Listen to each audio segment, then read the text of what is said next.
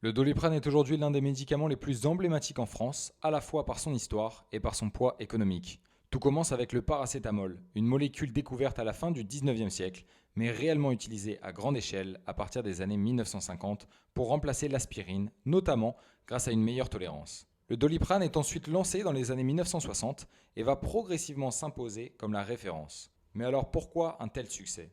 Trois raisons principales. Une efficacité simple et reconnue contre la douleur et la fièvre, une image de sécurité très forte et surtout une accessibilité maximale avec des formes adaptées à tous les âges. Les chiffres sont tout simplement impressionnants. En France, près de 500 millions de boîtes de paracétamol sont vendues chaque année, dont une majorité sous Doliprane.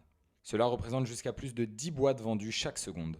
Sur le plan économique, son poids est énorme. Le Doliprane est un pilier de la division grand public du groupe Sanofi, une activité qui gère environ 5 milliards d'euros de chiffre d'affaires annuel. Pendant des décennies, il a incarné un symbole de l'industrie pharmaceutique française, mais tournant majeur. En 2025, Sanofi a décidé de céder cette activité dans une opération estimée à environ 10 milliards d'euros, marquant la fin d'une ère. Le Doliprane, c'est l'exemple parfait d'un succès industriel basé sur une idée simple, un médicament peu cher, utilisé par tous, mais vendu en volume massif, au point de devenir un pilier économique et un symbole national, jusqu'à sa revente. C'était l'histoire du Doliprane, racontée par Pitch Labo.